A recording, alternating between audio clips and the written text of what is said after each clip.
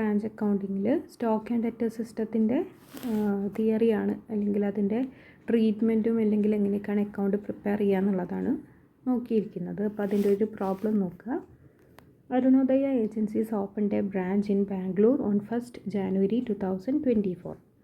Goods were invoiced at selling price which was cost plus 25%. Okay.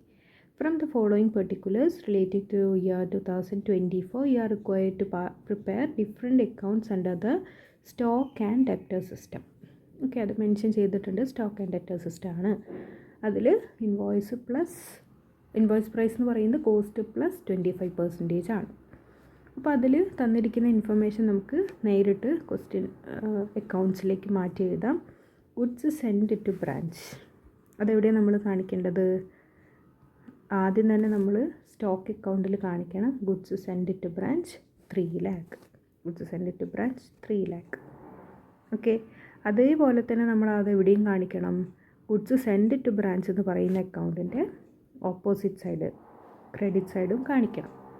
Okay, അപ്പോൾ അത് നമ്മൾ mark ചെയ്ത് വെക്കുക.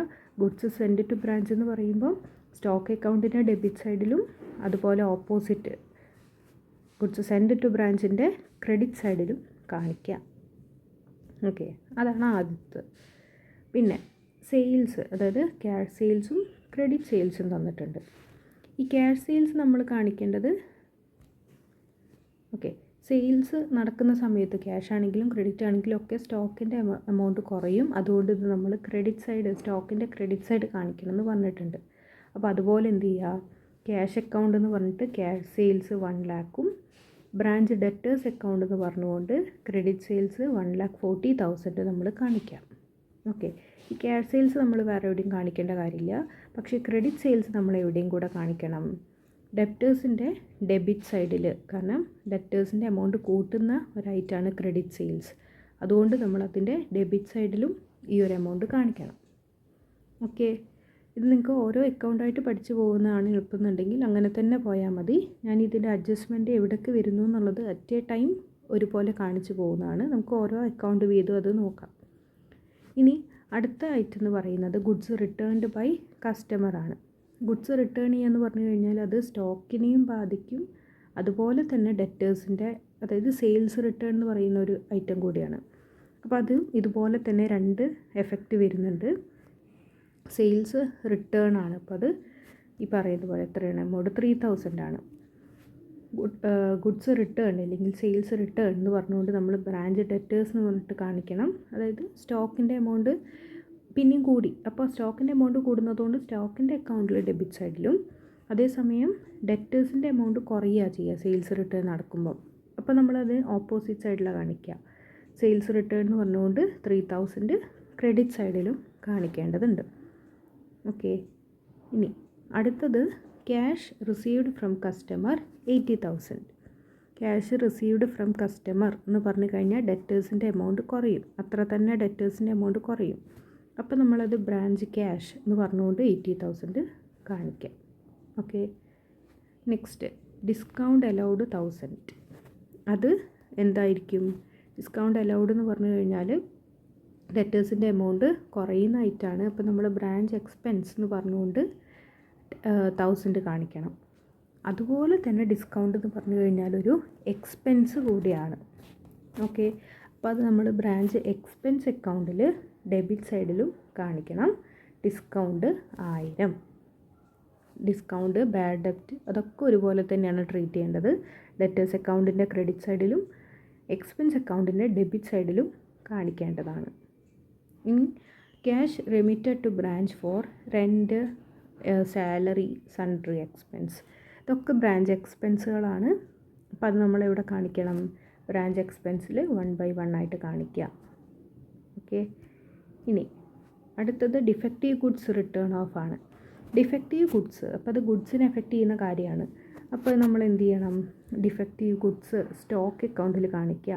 ഗുഡ്സിൻ്റെ എമൗണ്ട് കുറയുകയാണല്ലോ ചെയ്യുന്നത് ഡിഫക്റ്റീവായിട്ടുള്ള ഗുഡ്സ് വരുമ്പോൾ. ആ ഒരു 1,000 നമ്മൾ എന്ത് ചെയ്യുക? ബ്രാഞ്ചിൻ്റെ സ്റ്റോക്ക് അക്കൗണ്ടിൽ കാണിക്കുക. ഇനി stock goods returned by branch ഉണ്ട്. റിട്ടേൺഡ് ബൈ ബ്രാഞ്ചാണ്, അതായത് ഹെഡ് ഓഫീസിലേക്ക് തിരിച്ചയച്ചിരിക്കുന്ന എമൗണ്ട് നമ്മളിവിടെ കാണിക്കണം. ബ്രാഞ്ച് സ്റ്റോക്ക് അക്കൗണ്ടിൻ്റെ ക്രെഡിറ്റ് സൈഡിൽ കാണിക്കണം goods returned to head office, അത് 12,000. പിന്നെ ക്ലോസിംഗ് സ്റ്റോക്ക് 50,000.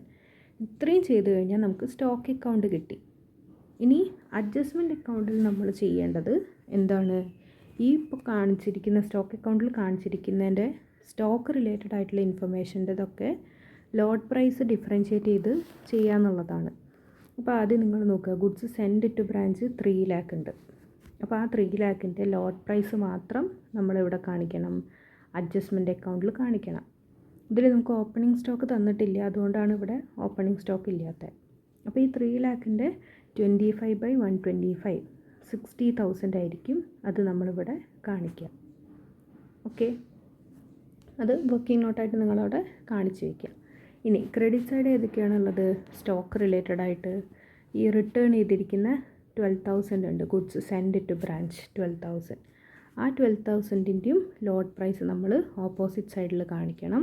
12,000ൻ്റെ 25/125 ചെയ്ത് കഴിഞ്ഞാൽ 2,400 കിട്ടും. പിന്നെ ഡിഫക്റ്റീവ് ഗുഡ്സിൻ്റെയും ലോട്ട് പ്രൈസ് 1000 എന്ന് പറയുമ്പോൾ അതിൻ്റെ ലോട്ട് പ്രൈസ് 1000 × 25/125 200. പിന്നെ ക്ലോസിംഗ് സ്റ്റോക്ക് 50,000, അതിൻ്റെയും ലോട്ട് പ്രൈസ്, അത് സ്റ്റോക്ക് റിസർവ് എന്ന് പറഞ്ഞിട്ടാണ് കാണിക്കേണ്ടത്. ഓപ്പണിംഗ് സ്റ്റോക്ക് ആണെങ്കിലും ക്ലോസിംഗ് സ്റ്റോക്ക് ആണെങ്കിലും അതും കാണിച്ചു. ഈ ലോട്ട് പ്രൈസുകൾ മാത്രമാണ് നമ്മൾ അഡ്ജസ്റ്റ്മെൻറ്റ് അക്കൗണ്ടിൽ കാണിക്കുന്നത്. ബ്രാഞ്ച് സ്റ്റോക്ക് അക്കൗണ്ടിൻ്റെ ഡെബിറ്റ് സൈഡുള്ള സ്റ്റോക്കിൻ്റെത് ബ്രാഞ്ച് അഡ്ജസ്റ്റ്മെൻറ്റിൽ ക്രെഡിറ്റ് സൈഡിൽ കാണിക്കുക. ബ്രാഞ്ച് സ്റ്റോക്ക് അക്കൗണ്ടിൻ്റെ ക്രെഡിറ്റ് സൈഡിൽ കാണിക്കുന്ന സ്റ്റോക്ക് റിലേറ്റഡ് ഇൻഫോർമേഷൻ്റെ ലോട്ട് പ്രൈസുകൾ ബ്രാഞ്ച് അഡ്ജസ്റ്റ്മെൻറ്റിൻ്റെ ഡെബിറ്റ് സൈഡിലും കാണിക്കാം. ഓക്കെ, ഇത്രയും ചെയ്തിട്ട് നമുക്ക് അഡ്ജസ്റ്റ് ചെയ്ത് കഴിഞ്ഞാൽ ബ്രാഞ്ച് പ്രോഫിറ്റ് ആൻഡ് ലോസ് അക്കൗണ്ടിലേക്ക് ട്രാൻസ്ഫർ ചെയ്യേണ്ട എമൗണ്ട് എത്രയാണെന്നുള്ളത് കിട്ടും. ദെൻ ഡെറ്റേഴ്സ് അക്കൗണ്ട് ഓൾറെഡി നമ്മളിപ്പോൾ ഇൻഫർമേഷൻ പറഞ്ഞു.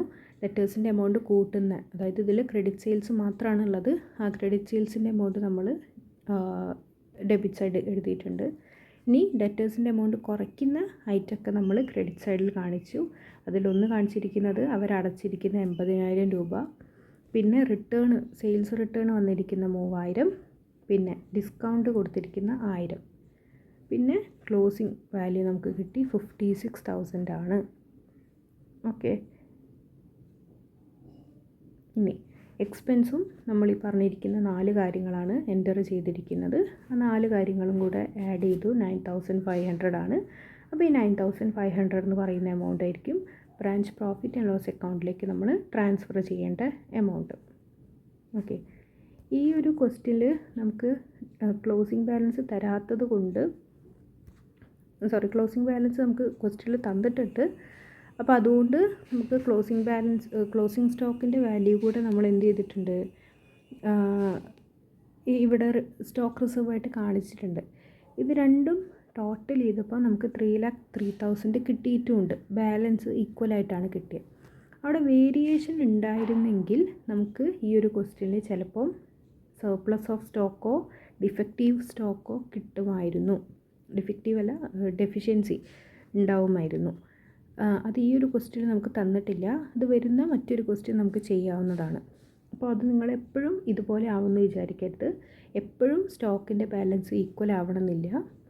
അവിടെ വേരിയേഷൻ വരികയാണെങ്കിൽ സർപ്ലസ് ഓഫ് സ്റ്റോക്കോ അല്ലെങ്കിൽ ഡെഫിഷ്യൻസി ഓഫ് സ്റ്റോക്കോ ഉണ്ടായിരിക്കും. അത് നിങ്ങൾ മനസ്സിൽ വയ്ക്കുക. നമുക്ക് അടുത്തൊരു പ്രോബ്ലം അതിൽ വരുന്ന രീതിയിൽ ചെയ്യാം. ഓക്കെ, അപ്പം പിന്നെ വരുന്നത് ബ്രാഞ്ച് പ്രോഫിറ്റ് ആൻഡ് ലോസ് അക്കൗണ്ടാണ്. പ്രോഫിറ്റ് ആൻഡ് ലോസ് അക്കൗണ്ടിലേക്ക് നമ്മൾ കാണിക്കേണ്ടത് അഡ്ജസ്റ്റ്മെൻറ്റ് അക്കൗണ്ടിൽ കിട്ടിയിരിക്കുന്ന ഗ്രോസ് പ്രോഫിറ്റ് 47,400 അത് ട്രാൻസ്ഫർ ചെയ്യുക. പിന്നെ ഇപ്പോൾ കിട്ടിയിരിക്കുന്ന എക്സ്പെൻസുകൾ, ആ എക്സ്പെൻസ് 9,500 കൊടുക്കുക. പിന്നെ ഡിഫക്റ്റീവ് ഗുഡ്സ് ക്വസ്റ്റ്യനിൽ തന്നിട്ടുണ്ടെങ്കിൽ അതിൻ്റെ കോസ്റ്റ് പോർഷൻ മാത്രം. ഡിഫക്റ്റീവ് ഗുഡ്സ് എന്ന് പറയുന്നത് 1,000 ആണ്. 1,000ൽ ലോട്ട് പ്രൈസ് 200 രൂപ നമ്മൾ അഡ്ജസ്റ്റ് ചെയ്തു. ബാക്കി ഒരു 800 രൂപ അതിൻ്റെ കോസ്റ്റ് പ്രൈസ് ഉണ്ടല്ലോ, ആ കോസ്റ്റ് പ്രൈസ് മാത്രം നമ്മൾ ഡെബിറ്റ് സൈഡിൽ കാണിക്കേണ്ടതുണ്ട്. അതായത് ഇവിടെ നമ്മൾ മാർക്ക് ചെയ്തിരിക്കുന്നതിൻ്റെ 1000 ക്രെഡിറ്റ് സൈഡിലാണ് കാണിച്ചതെന്നുണ്ടെങ്കിൽ ജസ്റ്റ് ഓപ്പോസിറ്റ് സൈഡിൽ 800 രൂപ കാണിക്കാം.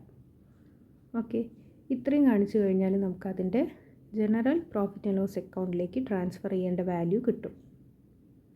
ദെൻ ഗുഡ്സ് സെൻഡ് ടു ബ്രാഞ്ചാണ് ലാസ്റ്റ് വൺ.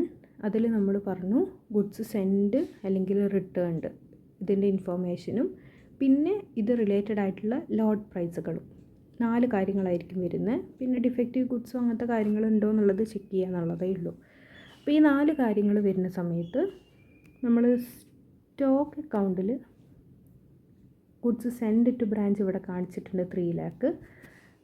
ആ എമൗണ്ട് നേരെ ഓപ്പോസിറ്റ് സൈഡ് കാണിക്കുക ഗുഡ്സ് സെൻഡ് എന്ന് പറഞ്ഞിട്ട് 3 lakh. ഇനി ഗുഡ്സ് റിട്ടേൺഡ് എന്ന് പറഞ്ഞുകൊണ്ട് നമ്മളൊരു 12,000 കാണിച്ചിട്ടുണ്ട്. അത് ജസ്റ്റ് ഓപ്പോസിറ്റ് സൈഡിൽ ബ്രാഞ്ച് സ്റ്റോക്ക് എന്ന് പറഞ്ഞുകൊണ്ട് കാണിക്കാം. ഇനി ലോഡ് പ്രൈസുകൾ അഡ്ജസ്റ്റ്മെൻറ്റ് അക്കൗണ്ടിൽ നമ്മൾ കാണിച്ചിട്ടുണ്ടാവും. ഈ ഒരു ഗുഡ്സ് സെൻഡിൻ്റെ ലോഡ് പ്രൈസ് 2,400 നമ്മൾ കാണിച്ചിട്ടുണ്ട്. അതുപോലെ നമുക്ക് എന്ത് ചെയ്യേണ്ടി വരും, ലോഡ് പ്രൈസ് എത്രയാണെന്നുള്ളത് കാണേണ്ടി വരും. 2,400 ആ കണ്ടിരിക്കുന്ന എമൗണ്ട്. ഇനി ഗുഡ്സ് സെൻഡിൽ 60,000 ലോഡ് പ്രൈസ് പറഞ്ഞിട്ടുണ്ട്. ഈ 60,000 നമ്മൾ ട്രാൻസ്ഫർ ചെയ്യാം. ഓക്കെ, ഈ 4 കാര്യങ്ങൾ മാത്രമാണ് കാണിക്കാനുള്ളത്. അതായത് സ്റ്റോക്ക് അക്കൗണ്ടിലുള്ള ഗുഡ്സ് സെൻഡും ഗുഡ്സ് റിട്ടേൺഡും ഓപ്പോസിറ്റ് സൈഡിലായിട്ട് മാർക്ക് ചെയ്യുക. അഡ്ജസ്റ്റ്മെൻറ്റ് അക്കൗണ്ടിൽ കാണിച്ചിരിക്കുന്ന ലോഡ് പ്രൈസുകൾ അതും ഇതുപോലെ തന്നെ ഓപ്പോസിറ്റ് സൈഡിൽ മാർക്ക് ചെയ്യുക. ഇത്രയും നമുക്ക് ചെയ്യാനുള്ളൂ. ബാലൻസ് ഫിഗർ ട്രേഡിംഗ് അക്കൗണ്ടിലേക്ക് ട്രാൻസ്ഫർ ചെയ്യേണ്ട എമൗണ്ട് ആയിരിക്കും. ഇതാണ് നമ്മളുടെ ഡെറ്റേഴ്സ് സിസ്റ്റത്തിൽ സ്റ്റോക്ക് ആൻഡ് ഡെറ്റേഴ്സ് സിസ്റ്റത്തിലെ ഒരു പ്രോബ്ലം എന്ന് പറയുന്നത് ഈ രീതിയിലാണ്. ഇനി നമുക്ക് സർപ്ലസ് അല്ലെങ്കിൽ ഷോർട്ടേജ് ഓഫ് സ്റ്റോക്ക് വരുന്ന ഒരു ക്വസ്റ്റ്യനും കൂടെ ചെയ്ത് കഴിഞ്ഞാൽ കംപ്ലീറ്റ് ആവും.